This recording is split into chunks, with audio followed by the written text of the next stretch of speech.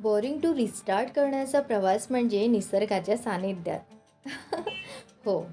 आता तुम्ही म्हणाल आम्ही काहीतरी वेगळं ऐकलं का हे? नाही, नाही. अगदी बरोबर ऐकलत तुम्ही. बोरिंग टू रिस्टार्ट करण्याचा प्रवास म्हणजे निसर्गाच्या सानिध्यात. बघा ना, कसं असतं की आपण आपली जी काही जीवनशैली आहे ती स्वतःहून स्वीकारलेली आहे. म्हणजे बघा, सकाळी उठायचं, स्वयंपाक करायचा आणि कसंबसं ट्रेनच्या गर्दीतून धक्के खात-खात कार्यालयामध्ये पोहोचायचं. बरं, वेळ झालाच तो बॉस ओरडतो ते काही वेगळं नाही. तेच, पुन्हा ते रडगाणं. अहो गर्दी होती म्हणून वेळ झाला वगैरे, वगैरे, वगैरे. असे कितीतरी अनुभव गाठीशी येतात. आणि पुन्हा मग दिवसभर कामकाज करायचं. बरं, कामकाजाची वेळ संपल्यानंतर पुन्हा ट्रेनच्या गर्दीतून घरी यायचं. घरी आल्यानंतर स्वयंपाक अजिबात करावासा वाटत नाही, कारण आपलं शरीर आणि मनही पूर्णतः थकलेलं असतं. बरं, आपण स्वयंपाक केलास तर जेवण जेवण्याची सुद्धा आपली इच्छा नसते. कसंबसं आपण आवरतो आणि मग पुन्हा झोपी जातो. पुन्हा दुसऱ्या दिवशी सकाळी उठायचं आणि तोच प्रवास, तीच जीवनशैली. हेच आपलं काम चालू असतं, हेच आपलं लाईफ सुरू आहे. पण आपण कधी विचार केला आहे का, की या जीवनशैलीमधून आपण जरा स्वतःला रिस्टार्ट करायचं, स्वतःला रिफ्रेश करायचं, स्वतःला निवांत असा वेळ द्यायचा आपण कधी विचार केला आहे का? खरं तर हा विचार करण्यासाठी सुद्धा आपल्याकडे वेळ नसतो या कलियुगामध्ये. अगदी मनापासून खरं सांगायचं तर आजच्या धावपळीच्या काळात स्वतःसाठी वेळ काढणं म्हणजे अतिशय अवघड काम बरं का. आणि अशा वेळी स्वतःला रिस्टार्ट करून रिफ्रेश करण्यासाठी दुसरं तिसरं काहीही न करता मस्तपैकी एकटं म्हणा किंवा मित्रमैत्रिणींसोबत म्हणा किंवा आपल्याच कुटुंबासोबत एखाद्या जवळच्या निसर्गरम्य ठिकाणी जाऊन आपला संपूर्ण दिवस घालवणे. अर्थातच जसं आपण एखाद्या मित्राला कधीतरी भेटायला जातो ना आनंदाने, आणि मग पूर्ण दिवस त्याच्यासोबत गप्पा-टप्पा करतो, सेल्फीज घेतो, व्हिडिओज काढतो, आनंदाने एन्जॉय करतो. अगदी त्याचप्रमाणे आपण एक दिवस निसर्गाच्या सानिध्यात जायला काय हरकत आहे?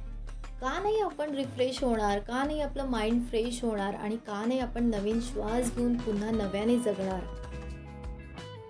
तसं बघायला गेलं तर सर्वांना निसर्ग आपला जवळचा मित्र आहे हे चांगलंच माहीत आहे. बघा ना, शहराच्या गर्दीमध्ये रोजच्या गाड्यांचे हॉर्न आपण ऐकतच असतो.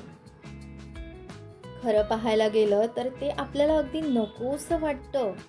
मग अशा वेळी नीरव शांततेच्या ठिकाणी जाऊन पक्ष्यांची मंजूळ किलबिल ऐकायला काय हरकत आहे?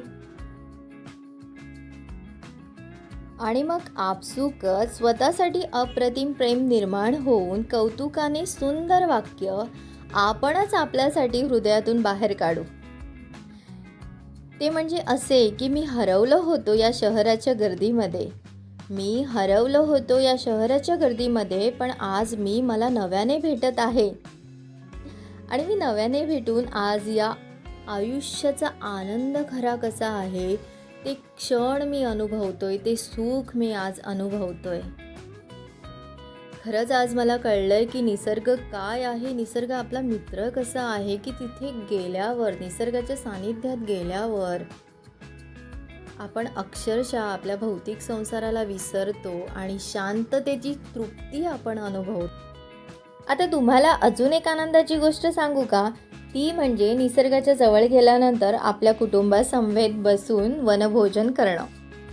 आता तुम्ही म्हणाल तर आम्ही बाहेर गेल्यानंतर वडापाव, कचोरी वगैरे खातो. छे छे, याला वनभोजन असं म्हणता येणार नाही, कारण तर आपण हे रेग्युलर खातच असतो दैनंदिन जीवनामध्ये. याला कसलं म्हणता येईल वनभोजन?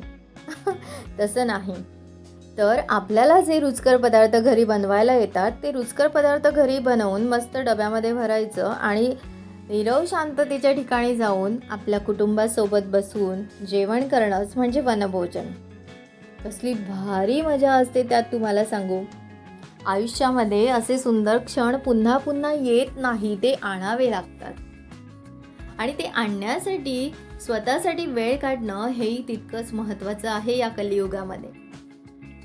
खरं तर आपल्याला या गोष्टी जमत नाही, पण जमवून आणणं हे आपलं काम. कारण आपण आपल्याला जेव्हा रिफ्रेश करण्याचा विचार करतो त्याच वेळेला हा सर्व प्रयत्न, हा सर्व खटाटोप खऱ्या अर्थाने सत्यात उतरतो. हो, अगदी खरं ऐकलत तुम्ही. कारण आपल्याला या कलियुगामध्ये, या धकाधकीच्या आयुष्यामध्ये रिफ्रेश होणं खूप गरजेचं आहे.